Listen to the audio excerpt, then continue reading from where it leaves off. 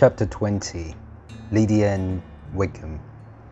Elizabeth had been a good deal disappointed in not hearing from Jane on their arrival at Lambton, and this disappointment was renewed on both mornings that had now been spent there. But on the third, her anxiety was relieved by receiving two letters together, of which the earlier one had been sent elsewhere because the address was not clearly written. Her aunt and uncle set out on a walk, leaving her to enjoy them in quiet.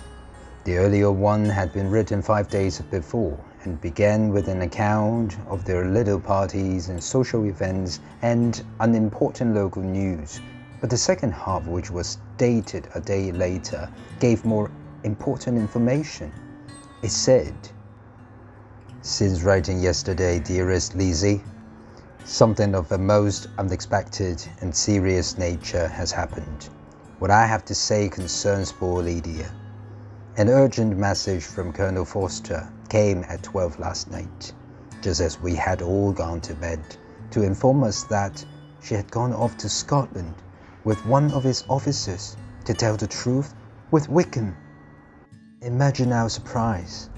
But to Kitty, it does not seem completely unexpected. "I'm very, very sorry. Such an unwise marriage on both sides. They went off on Saturday night at about 12, but were not missed until yesterday morning. I must end this letter because I cannot spend long away from my poor mother, who is sadly troubled. I am afraid that you will not be able to read this letter, for I hardly know what I have written." Without allowing herself time for consideration, Elizabeth immediately seized the other letter and, opening it with the greatest impatience, read as follows: "By this time, my dearest sister, you will have received my hurried letter. I hope this will be clearer, but my head is so confused that I cannot be certain of it. Dearest Lizzie, I have bad news for you, and it cannot be delayed. Although a marriage between Mr. Wickham and our poor Lydia would be very unwise, we are now anxious to be sure that the ceremony has actually been performed. Though Lydia left a short note for Mrs. Forster giving her the idea that they were going to Gretna Green, something that Danny said showed his belief that Wickham never intended to go there or to marry Lydia at all. This was repeated to Colonel Forster, who immediately became anxious and set out in search of them. He managed to follow their course, but only as far as London, where they have disappeared. After making every possible inquiry, he kindly came on to Longbourn and told us the bad news. Our anxiety, my dear Lizzie, is very great. My mother and father believe the worst has happened. But I cannot think so badly of Wickham. Perhaps they have some reason for being married privately in town. My poor mother is really ill, and as for my father, I never in my life saw him so troubled. Poor Kitty has to bear our parents' anger for having hidden the nature of their friendship. But as it was a matter of confidence, one cannot be surprised that she did so.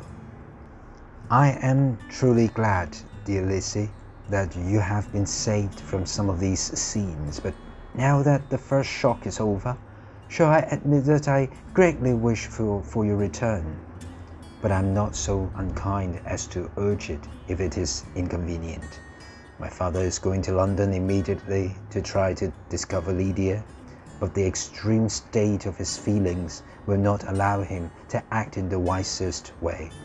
At a time like this, my uncle's advice and help would be everything in the world." "Oh, where is my uncle?" cried Elizabeth, jumping from her seat as she finished the letter, in eagerness to follow him without loss of time. But as she reached the door, it was opened by a servant, and Mr. Darcy appeared. Her pale face and hurried manner struck him immediately, and before he could recover from his surprise, she quickly said, I beg your pardon, but I must leave you. I must find Mr. Gardiner this moment on business that cannot be delayed." "Oh, heavens! What is the matter?" he cried, with more feeling than politeness. Then calming himself, he added, "I will not keep you a minute, but let me or let the servant go after Mr. Gardiner. You are not well enough. You cannot go yourself." Elizabeth paused, but her knees trembled under her, and calling back the servant, she gave him the message.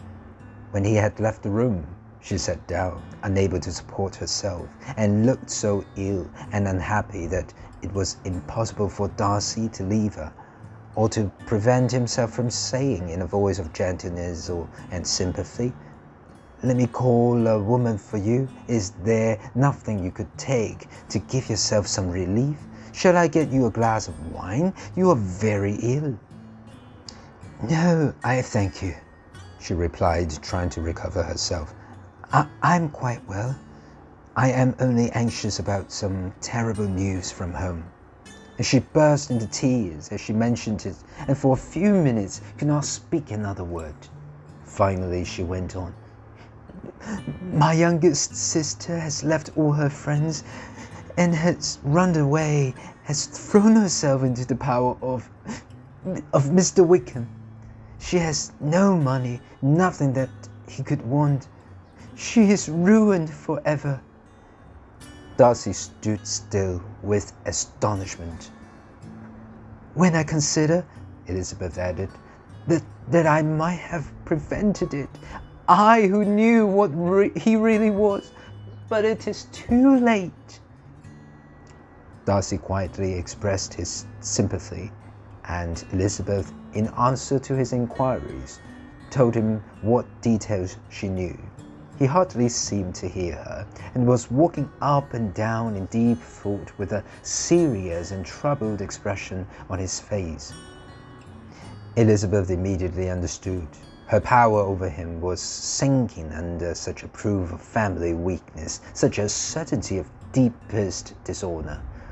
She could neither blame him nor feel any surprise, but the situation was exactly of a kind to make her understand her own wishes, and she had never so honestly felt that she could have loved him as now, when all love must be without hope. But her own troubles were soon swallowed up in the memory of Lydia, and covering her face with her hands, she was soon lost to everything else. After a pause of several minutes, she was brought back to the present situation by the voice of her companion, who said, "This unfortunate affair will, I fear, prevent my sisters having the pleasure of seeing you at Pemberley today." "Oh yes, please. Be kind enough to apologize for us to Miss Darcy. Say that urgent business calls us home. Hide the truth as long as possible." He agreed to do so, and with only one serious parting look, went away. As he left the room, Elizabeth felt how improbable it was that they should ever see each other again in such a friendly way. Looking back over the whole of their acquaintance, so full of differences and variety, she felt saddened at the awkward change in her feelings, which would now have encouraged its continuance, and would formerly have been glad at its ending. If grateful feelings and respect form part of love, Elizabeth's change of feelings will be considered neither improbable nor faulty. The fact is certain that she saw him go with sadness and found additional pain in this early example of what Lydia's behaviour must produce. She had no hope of Wickham meaning to marry her sister. She had never noticed, while the regiment was in Meryton, that Lydia had any special liking for him, but she was sure that Lydia only needed encouragement to form a strong relationship with anybody. Sometimes one officer, sometimes another had been her favourite, though she did not suppose Lydia to be purposely running away without the intention of marriage. She believed that she would easily be tricked by a deceitful man. Mr. and Mrs. Gardiner had hurried back, worried, and Elizabeth told them the cause of her message. Although Lydia had never been a favourite with them, they could not help being deeply shocked.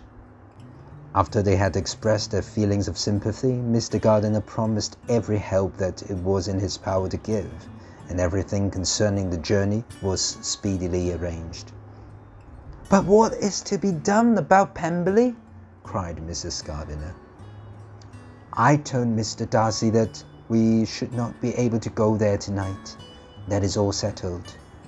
"What is all settled?" repeated Mrs. Gardiner to herself, as she ran to her room to get herself ready for travelling.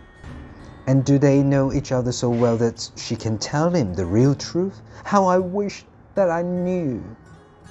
Packing had to be done, and notes had to be written to all their friends in Lambton with excuses for their leaving so suddenly.